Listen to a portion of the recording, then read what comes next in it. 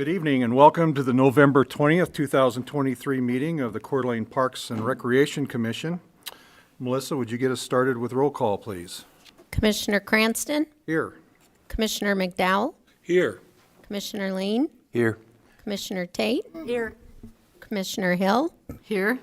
Commissioner Bakes? Here. Commissioner Wood? Here. Commissioner Wickham? Commissioner Voorhees? Great. Thank you, Melissa. Bridget, would you mind leading us in the Pledge of Allegiance tonight? You bet. Would all stand? I pledge Allegiance to the flag of the United States of America and to the republic for which it stands, one nation, under God, indivisible, with liberty and justice for all. Thank you. Just glad he didn't ask me to sing. Do any of the commissioners tonight have a conflict of interest with any of the agenda items? Okay, there are none. That'll bring us to our next housekeeping item here is approval of the September 18th meeting minutes. Assume everybody's had a chance to look at them, and if there aren't any corrections, I'll entertain a motion to approve. I move that they be approved as written. Second. Okay, motion's been made by Commissioner Bakes and seconded by Commissioner McDowell to approve the September 18th, 2023 meeting minutes. All in favor? Aye. Any opposed? Okay, minutes are approved. Well, Bill, it brings us to your staff report. I've got a few comments for you. The Jewett House garage is up and running. It's up. Electrical's been pulled. Plumbing's been pulled. Siding's on, the wrap's on. Siding's going on this week. And so we're going to do some paving work next spring before our wedding season takes off. Speaking of that, Mr. Adam Rouse has done an excellent job. He's booked all of next year except for 2 dates already. So he was able to get enough revenue this year that he matched about last year's revenue, which was about $50K for us renting out that for weddings. At the Jewett House, we have a little greenhouse that's there, and it's in pretty poor condition. Previous director, Steve Anthony, tried to keep it alive and put some money into it. It is so rotten. We went in there to think we could shore some things up, and we just about fell through the wall and the floor. So we're demoing that. That's coming down.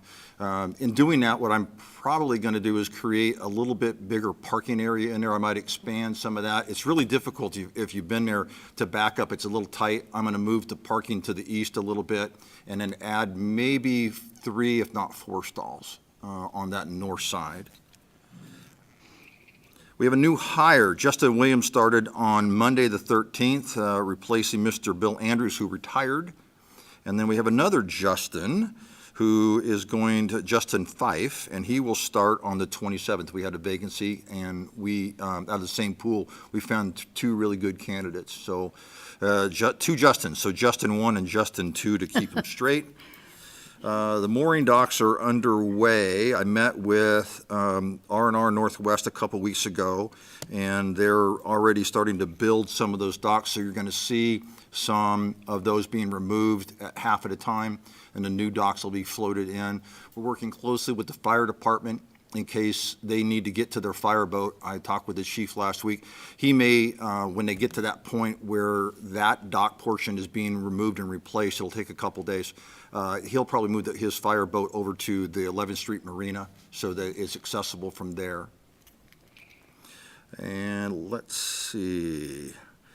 Blowout went really well this year. We added a 3rd compressor. We got through it in about 4 weeks. Normally takes us 6, so we're going to do that again. We had 3 people running, hitting the ground hard and fast. We had 2 compressors, but we rented a 3rd. We're going to do that from here on out. We had something that was really kind of interesting last week. A river otter showed up at Riverview Cemetery, and it had been, I guess it came from the river and crossed the street, and it looked like it was injured. Our crew put together a little snare and captured the animal. There was a citizen who knew of a sanctuary up in, animal sanctuary up in Ponderay. So they went ahead and transported the animal in one of our toolboxes because we didn't have an otter cage. So we hope that that little fella is doing just fine.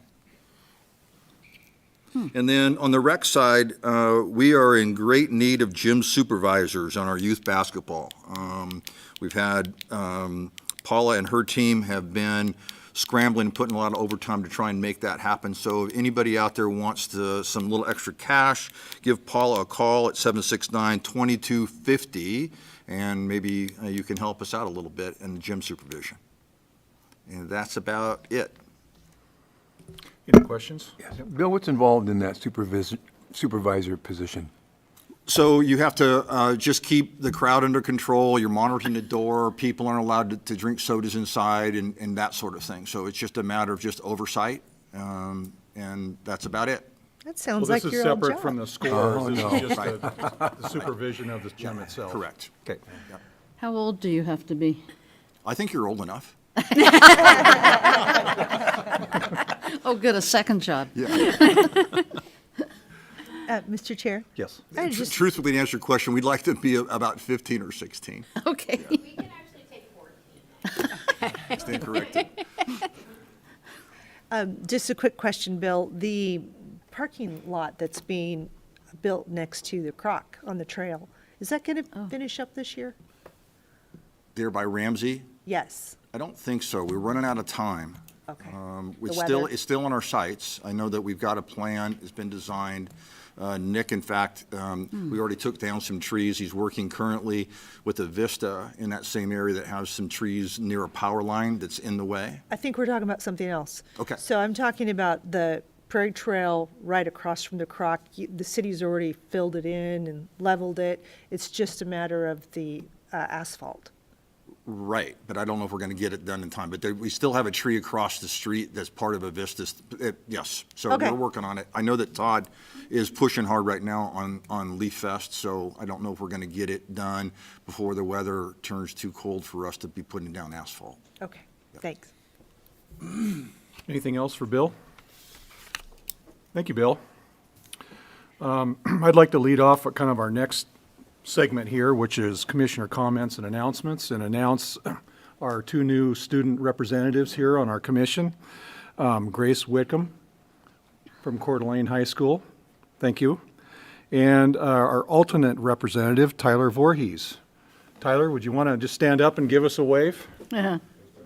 Yeah, Hi, thank you. Tyler. Thank you for joining us.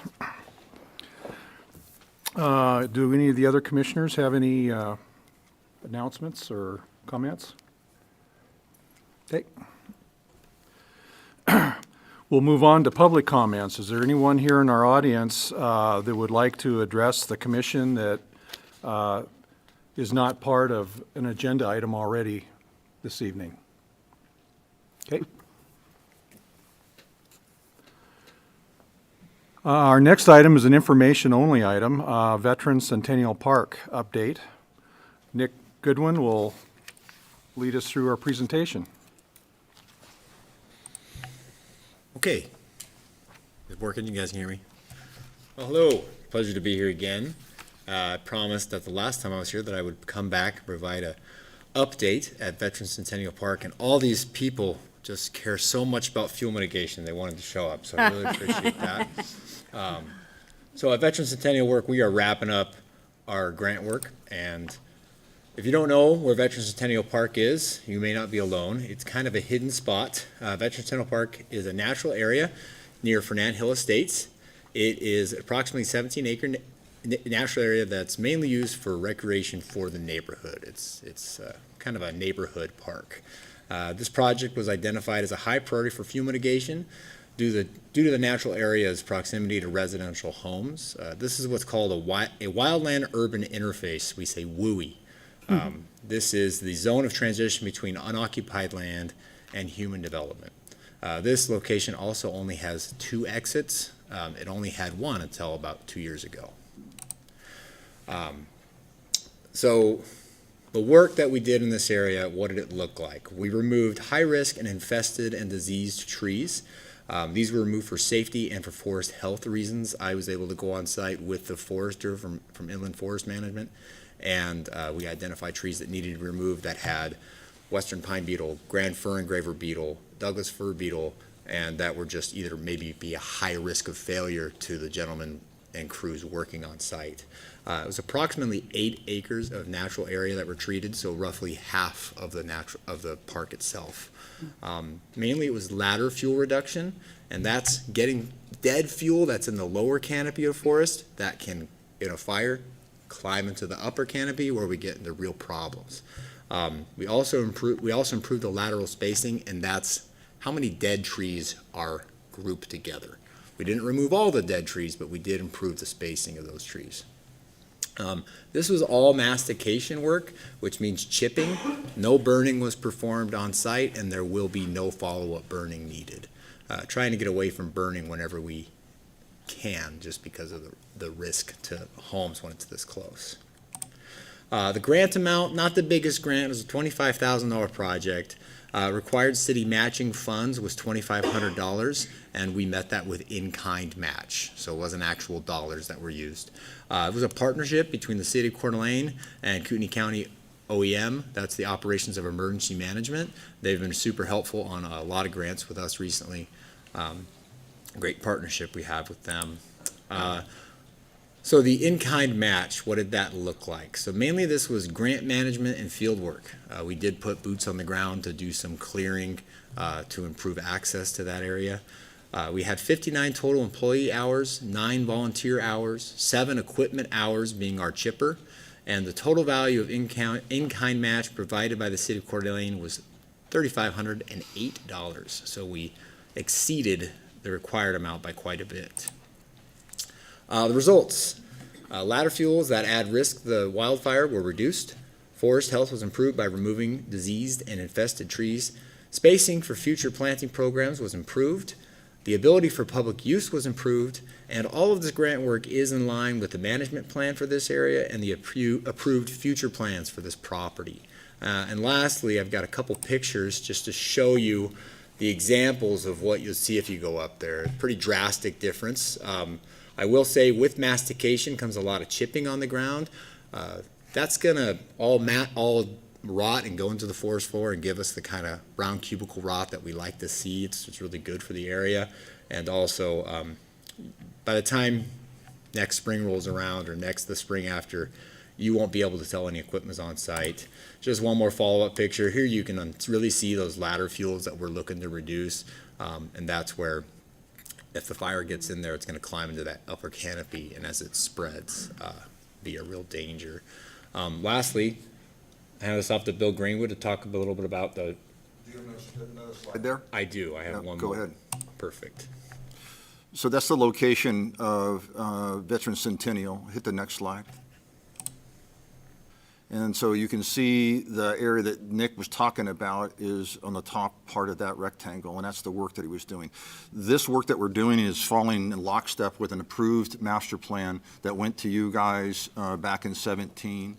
And we went through a process where we met with the homeowners, and we came back to a workshop, and then you approved it that following spring, and then council approved it. So this was part of that master plan, this fuel mitigation.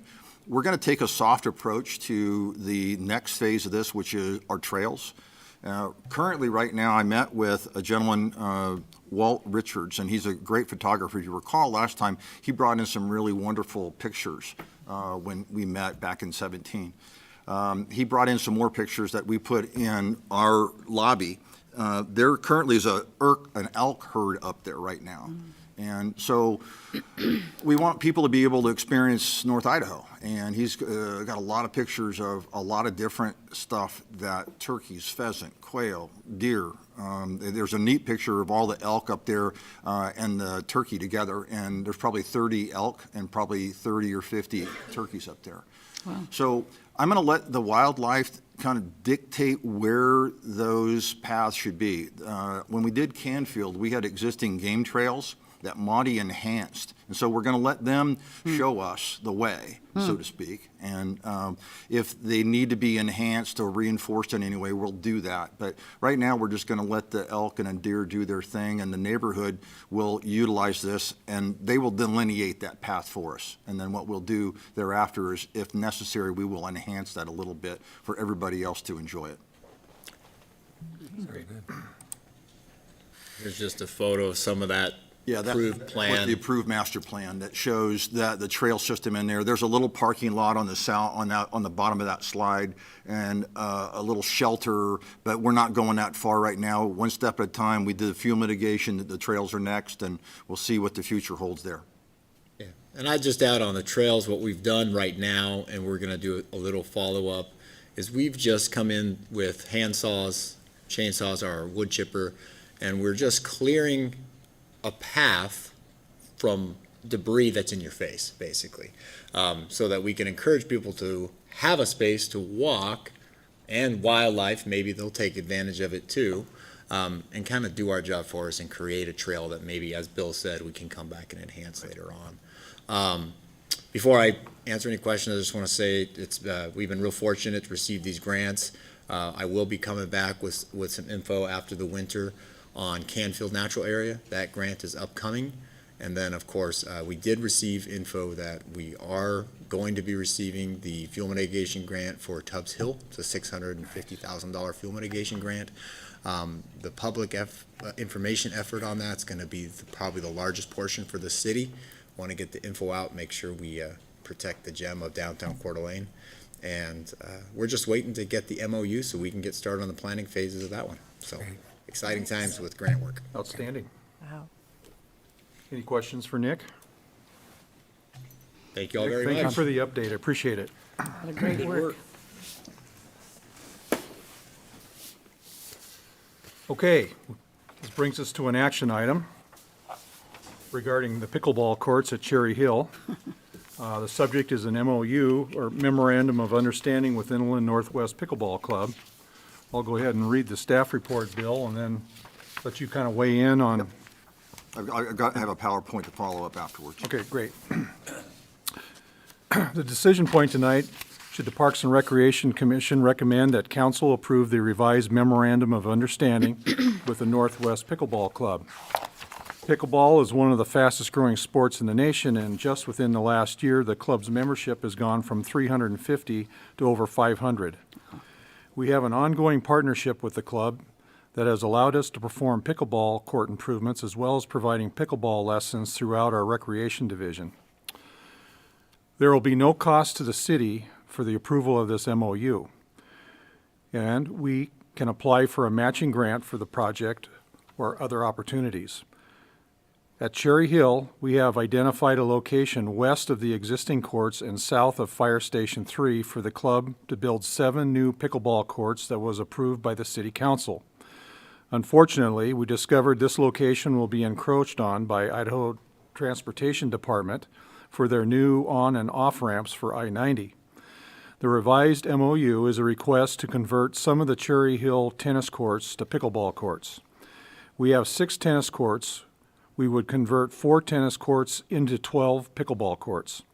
All costs would be the responsibility of the club, and they will crack seal and resurface the remaining 2 tennis courts and not stripe these for pickleball. This MOU will give the club the guarantee of the location to build the courts and to continue their fundraising goal to acquire the necessary funds to construct the courts. After construction, the courts will belong to the city, and the city will perform routine maintenance and repairs, as the courts will be available for use by the general public, except for tournaments. The club has hosted a pickleball tournament at Cherry Hill Courts for the last 5 years with great success, and it brings in people from all over the country and some players from Canada. The new courts will help the club to host larger tournaments that will attract a higher caliber of player. Again, the decision tonight, should the Parks and Recreation Commission recommend that City Council approve the revised Memorandum of Understanding with the Northwest Pickleball Club. Okay. It's all yours, Bill. Okay, so we've got a little PowerPoint to show you overviews of what we're doing. So again, it's the club. We've worked with this club. They're going to show that their charter was 2014, but it's actually been longer ago than that, I believe. Pickleball, there was a gentleman here before the club even became a club that came to us, to Doug Eastwood and I, probably 15 years ago. And he asked us at that time what do you know about pickleball? And neither one of us knew anything about it. My comment back to him at the time was, the only pickle I know about is between third and home, and that's it. So he came in and we gave him a court at Northshire, and he was handing out rackets, not as nice as these, but rackets made out of plywood. And he, in a very short time, had about 30 people showing up there at Northshire, and he taped it out and created pickleball. And it went off like gangbusters. And in fact, my in-laws were in town, and I took them down there, and they ended up taking pickleball back to Joplin, Missouri. And they took some of the courts they had there in tennis courts and converted those to pickleball courts. So I think this is what happens a lot, where people discover it and move it around the nation. And it is the fastest growing sport in the nation now. It is going to be an Olympic sport. And our high schools are even considering taking their tennis courts and converting those into pickleball courts as well. Oh, my God.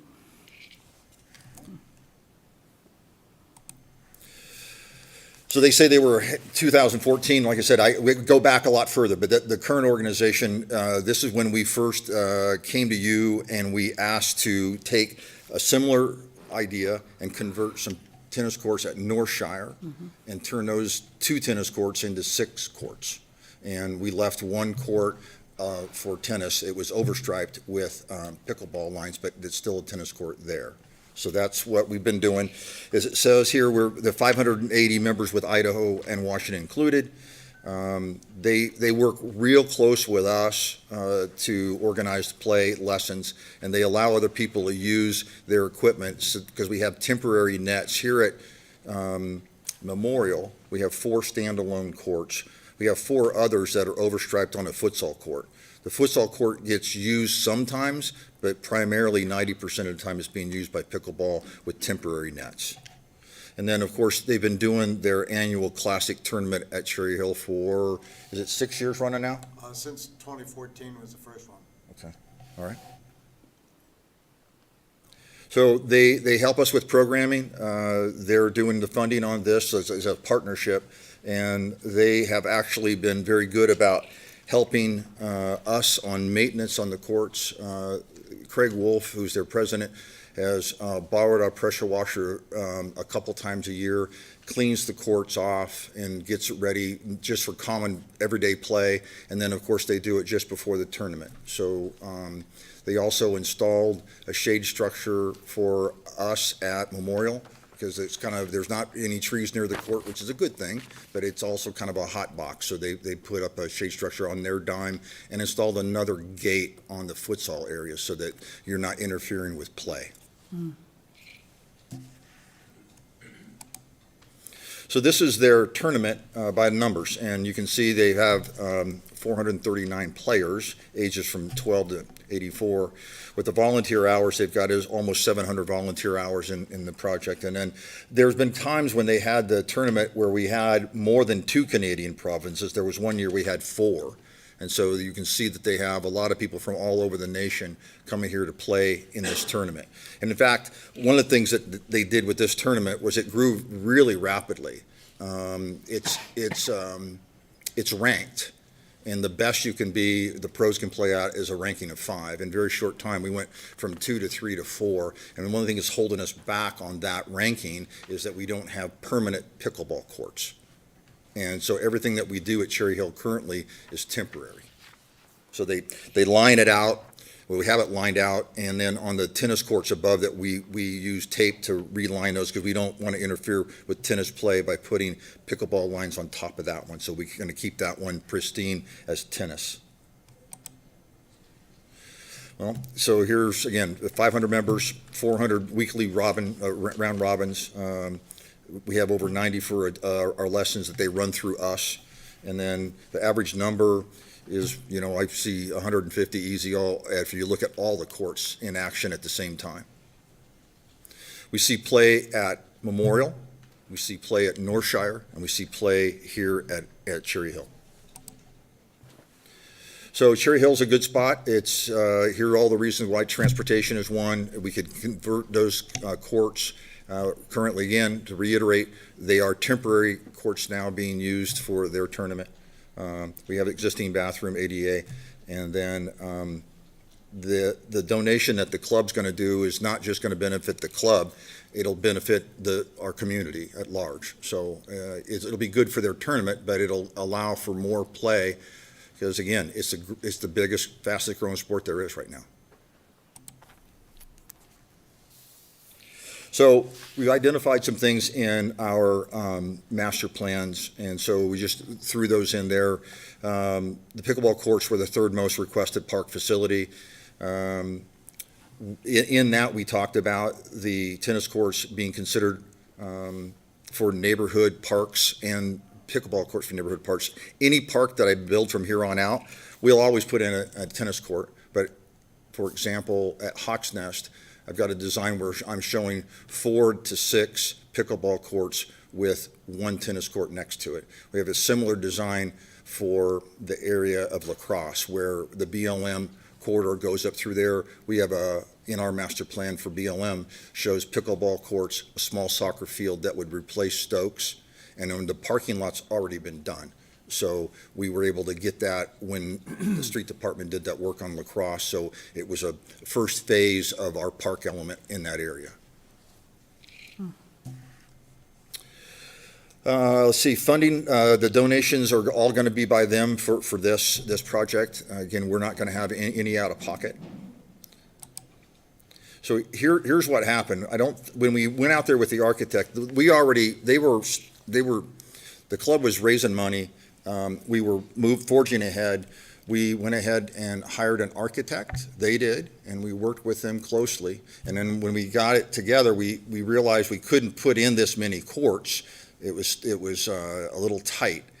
But ITD's plan is going to come right across this area. And when I found that out, that's why we're here to talk about the conversion of the tennis courts rather than the courts at this location.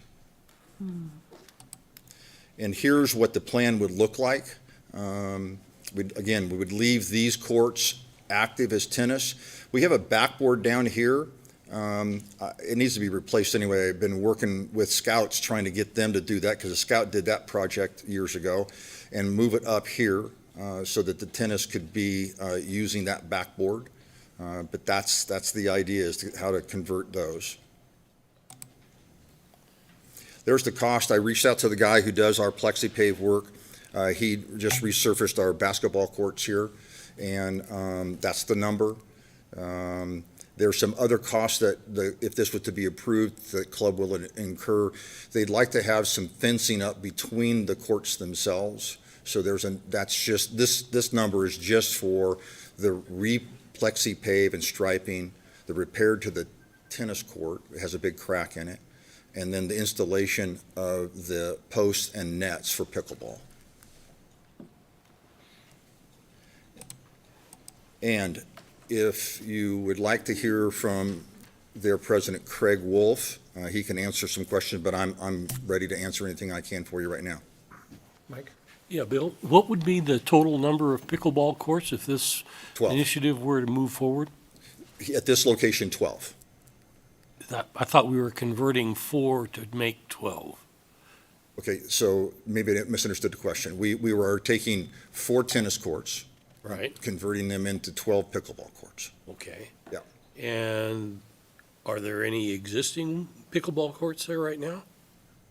They're striped, only Okay, as so temporary. that includes the temporary. ones that are there Yes. now. So, Okay. let me get back to that. That was where my question. So currently, right now, these are all striped, Okay, overlaid just how this is, but the tennis is still striped.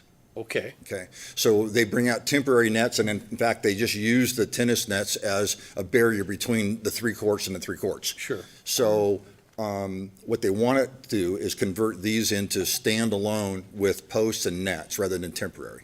Okay, Okay. okay. And then leave these 2 courts alone. Okay, so it's the same pickleball courts. Right, Okay, yep, okay. okay, Bill, yes. will that, upon completion, will that allow them to move from a 4 to a 5? We hope. Yeah, maybe Craig can answer that question. I was wondering But that yeah, too. that's helpful. That will start, we're still gonna have the same amount of courts, but the difference is gonna be permanent courts where the lines now are painted yellow in between all the tennis lines and the different colors that they have. So now when we have permanent courts, that makes it the same as at Memorial. We have 4 permanent and 4 temporary. Right. And the paddles are all lined up for the permanent courts, and they'll play on the temporary courts, but the permanent courts just make it so much better. Of course. So you would be able to do top-level tournaments, is that correct? Yes, we could change it into, because now we'd have the 12 permanent courts. Most of as you move up in levels, they're not going to play on temporary courts on a, Sure. so, and also there's somebody else, who's the sports with the handicap people?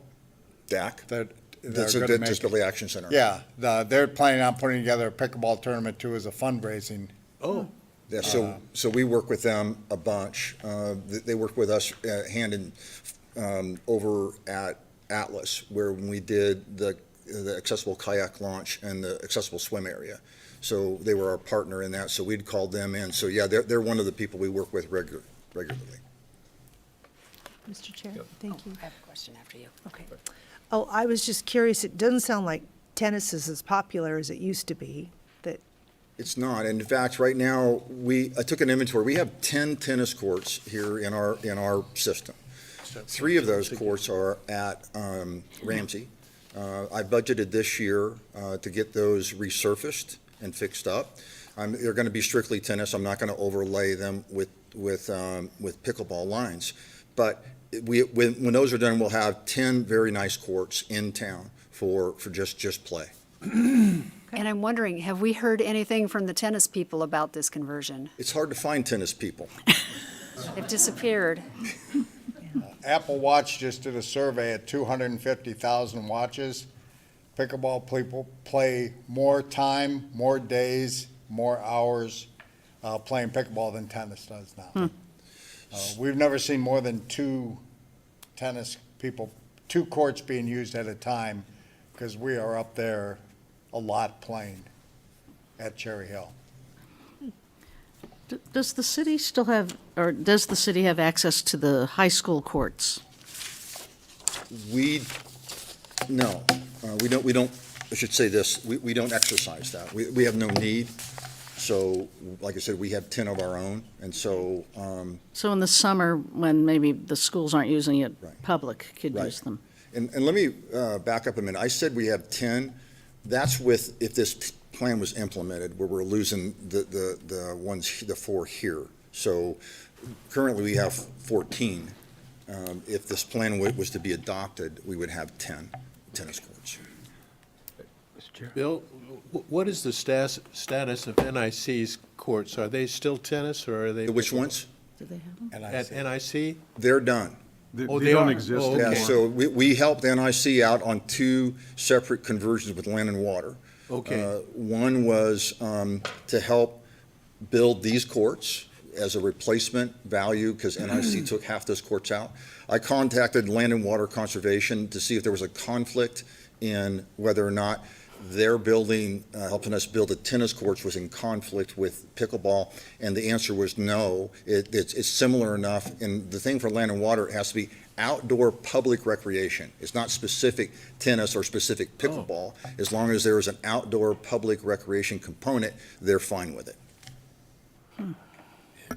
Jim? I'm sure you already thought about this, but the ITD change, that's not going to interfere in any way with No. them coming over further? and- No, I asked our engineer if they did encroach, they're going to have to pay us. So, and we're still a few years out. I just didn't want to have an investment of some folks that are passionate about their sport to have it torn up. So I thought it was really fortuitous that that came across my desk. And the first one didn't encroach as much at all. So we were like, oh, we're okay. But now that the new revised plan is really going to take a bite out of it. Is there a tennis tournament in Coeur d'Alene anymore? No. Okay. That was my question. Okay. And also, the club, we're ready to get this converted. We have the funds, we're ready to go to get this done because it will help the city tremendously with all the people we bring in for these tournaments, for the just regular play when they come into town as a vacation town. There's a lot of pickleball being played. Okay. Any other questions? Mr. Chair, just wondering if the public had comment. Was that what you're doing I next? was gonna ask if there's anybody else that would like to comment. They all say the same thing. If you would come on up to the podium and just state your name for the record. My name is Jeff Thompson, pickleball player. Well, my question is, what's going to happen to the plans for the original pickleball courts that you've abandoned now? Are you going to, what's going to go on with that space? Please turn and address the mic. Oh, yeah. What's going to go on with the space for the pickleball courts that they abandoned? Is there any chance of adding maybe a couple more pickleball courts there, or is it just going to be an empty space again? Well, it's currently green space, and it was designed as an overflow for Fire Station 3. I spoke with the chief at the time, and he was okay with us putting pickleball courts there. That's something that's up to the club. If you feel like you can donate that money and have that happen, I think they'd be glad to do that and see whether it's a possibility. Okay, thanks. So to kind of clarify, Bill, is that's probably something that's not going to be near future until ITD completes their Yes, their true. road work there to see what you've got to work Yeah, with. so right it'll now, I be think a we're modified best to type keep of it. a plan. Yeah, as just raw, or it's just grass right now, Okay. and just keep it the way it is. Hi, my name's Ann Hadeen, and I just wanted the pickleball people to stand up and show you who's here today, because there's a lot of pickleball people, if you guys would stand up so they can Please turn and address the mic. so you can see who came tonight, because we're really passionate. And I've been playing pickleball for 2 years, and these are my friends that I've made in the last 2 years, and it's a really fantastic community. I mean, pickleball people are the best, and so I wanted to let you guys know that. And just make sure that you know how many people are here. And this is just a fraction of our friends, and it's like a family. And so it's a great community, and they're great people, and I just wanted you to know who was here. Thanks. Well, thank you, and I think we've also appreciated the partnership with the club over the last several years, so it's been beneficial. Go ahead, Bridget. I just want to know how many people have had hip replacements and then can play, because that's where I am right now. Ooh, that's not very many. Oh, there'll be more. I think baby boomers is why it's the fastest growing sport. The medical community. Absolutely. Okay, if there's no other questions or comments, I would entertain a motion.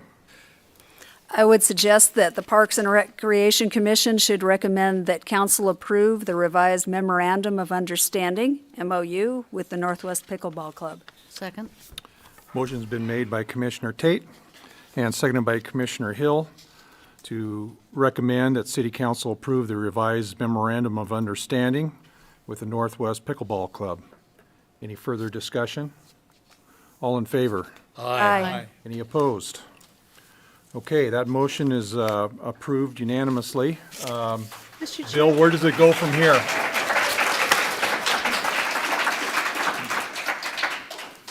Pardon me? Where does it go from here? General Services. Okay, and that's going to be when, on coming Monday? Yes. Okay. is that my group? That's not my group. What's that? I want it for my group. It's not going to be you? No, I already, I always forget the rotation. yeah, it's not, Okay. All right. Okay, okay. last chance for any comments or announcements. If not, then I'm going to announce our next regular Parks and Rec Commission meeting will be Monday, December 18th, 5:30, right here in the library community room. And with that, I'll entertain a motion for adjournment. So move. Second. Motion's been made by Commissioner McDowell and seconded by Commissioner Tate to adjourn. All in favor? Aye. Thank you, everybody, and thanks for coming out tonight, folks. Appreciate it. Thank you.